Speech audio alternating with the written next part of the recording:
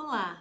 Hoje eu quero falar com vocês sobre um tema que aparece muito na nossa vida, que é a culpa materna. Quem não sentiu culpa, né? Quem não é mãe, quem que é mãe que não sentiu culpa, que atire a primeira pedra, né? Então é um tema recorrente que cada vez mais está acabando com a nossa saúde. Tá levando a gente a uma sobrecarga mental muito grande, a doenças mesmo, né? E acaba também com os nossos relacionamentos, porque a culpa ela é um excesso de julgamento, é quase como se eu fosse como se eu tivesse um ideal de perfeição de uma mãe que dá conta de tudo, que tem que estar, né, ser a melhor mãe presente, tem que ter um trabalho, tem que estar bem no mercado de trabalho, tem que estar bem colocada profissionalmente, tem que estar com o corpo bom, tem que fazer exercício, tem que se alimentar bem, quer dizer, é uma lista enorme do tem que a gente acaba super sobrecarregada. E como é que a gente faz para sair dessa culpa materna, né? Como é que é possível, se é que é possível sair dessa culpa materna? Eu tenho experimentado um exercício na comunicação não violenta que me ajuda muito, muito prático, e que eu gostaria de compartilhar aqui com vocês. Durante muito tempo, eu sempre trabalhei com educação, com formação de educadores, formação de adultos, relacionamentos e diálogo. E quando os meus filhos, principalmente quando eles eram pequenos, né, eu tinha uma ideia de que não poderia ter briga na minha casa. Porque eu era uma especialista em diálogo, porque eu trabalhava com conflitos grandes, porque eu mediava conflitos, moderava espaços, criava ambientes para as pessoas se entenderem melhor. Como é que era possível ter 3 meninos brigando na minha casa? E durante muito tempo eu me culpava por isso. Porque por ter briga na minha casa, como se fosse possível eu ter algum poder superior que impedisse os meus filhos de brigar.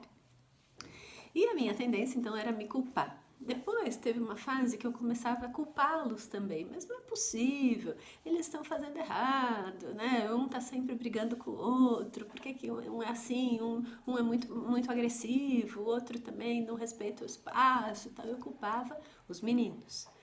É um outro processo que não levava a nada. Enquanto eu estava nesse movimento de me culpar por ser incompetente dentro da minha própria casa, não conseguia aplicar as minhas técnicas e os meus métodos maravilhosos dentro de casa.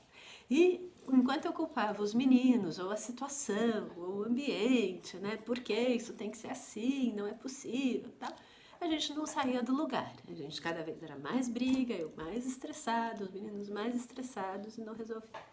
Quando eu comecei, aí é o terceiro passo na comunicação não violenta, né? Quando eu comecei a olhar para mim, para os meus sentimentos, o que eu sinto quando eles começam a brigar? O que vem na minha cabeça? Que cena que vem? Que lembrança que vem?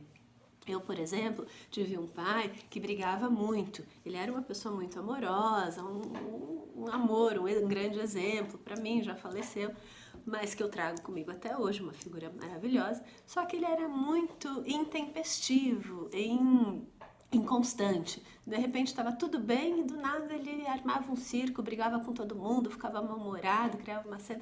Ele brigava na rua, ele brigava no restaurante, ele brigava em casa. Então eu convivi desde muito pequena com muitas brigas.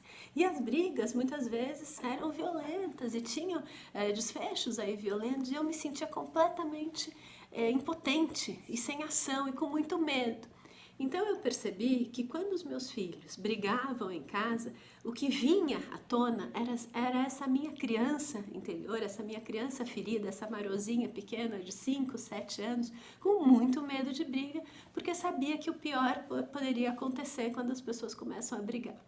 Então eu tive que acolher essa criança, que falar para ela, olha, tá tudo bem, né? Você não é mais essa criança de 5, 7 anos, agora você tem aí os seus 38, 39, 40 anos, você tem mais recursos, você tem mais repertório, você tem mais ferramenta para aceitar que as brigas vão existir. É claro que se tiver alguma, né, um jeito mais agressivo, a gente pode usar o uso protetivo da força, o Marshall Rosenberg fala isso no livro mesmo, tem vezes que você tem que conter a pessoa. Quantas vezes eu não tive que conter o Gabriel? Não, você não vai bater no seu irmão, ou você vai esperar um pouco para entrar em casa, porque agora você não está em condições, você vai tomar uma água, você vai...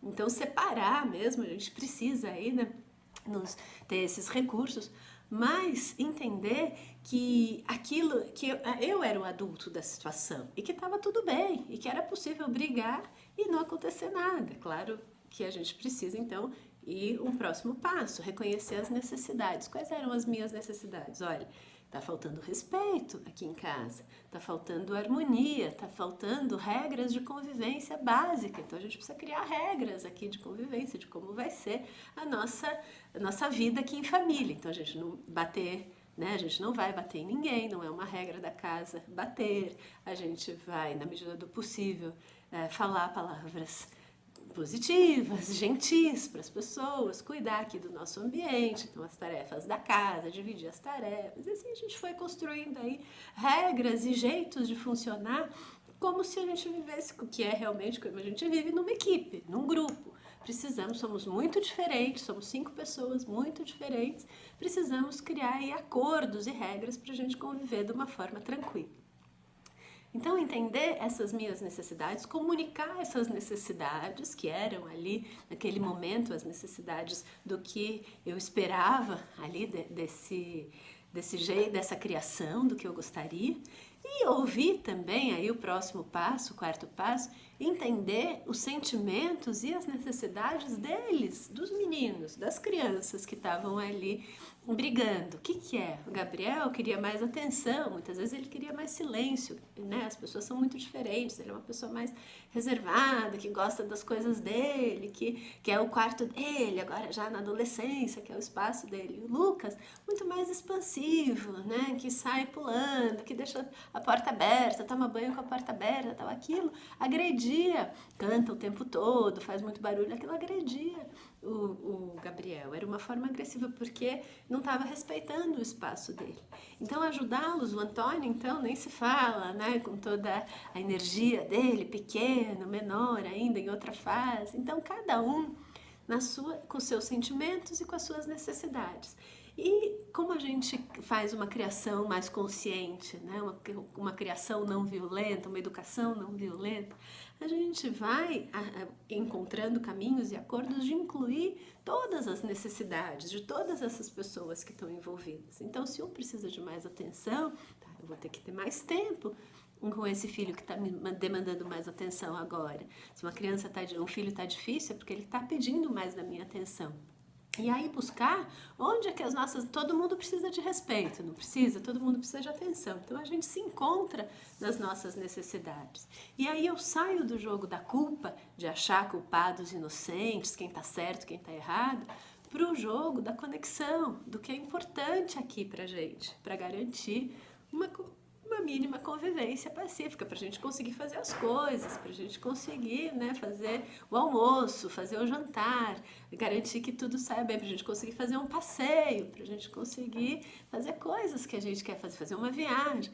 Então, a gente traz esse sentimento das necessidades do grupo, das necessidades que precisam ser atendidas. E aí a gente cria essas pontes, essas conexões. Então, culpar o outro, culpar a mim mesmo, não adianta nada. Né? O que adianta é eu olhar as minhas necessidades, olhar os meus sentimentos, atender primeiro as minhas necessidades. Muitas vezes eu precisava de descanso, de paz, de tomar um banho mais demorado, de tomar um café, de ter uma refeição completa em silêncio. E aí eu tenho que atender essas minhas necessidades. O grande equívoco dessa construção do mito da mãe maravilhosa, que vai dar conta de tudo, é que a gente acha que servindo é que a gente se realiza, que a gente faz tudo para os outros e está tudo bem. Não, a gente só vai conseguir fazer tudo para os outros, para os nossos filhos, que a gente ama tanto, se a gente fizer primeiro pela gente, se a gente se cuidar primeiro, né? Se a gente conseguir tomar o nosso café da manhã primeiro, tomar o nosso café, ter os nossos momentos de paz, de tranquilidade, para daí sim poder oferecer empatia, poder oferecer amor, poder oferecer cuidado. Mas primeiro tem que ter a gente. Então, o meu aprendizado da culpa, de sair dessa culpa, é buscar a nossa autorresponsabilidade. As escolhas que a gente faz têm uma razão e a gente tem que escolher fazer aquilo. Colocar isso como uma escolha. Ver as nossas necessidades que a gente está querendo atender e que isso seja uma escolha e não uma obrigação. E aí a gente fica mais humano, a gente humaniza a gente e a gente humaniza as nossas relações. É isso aí. e até mais.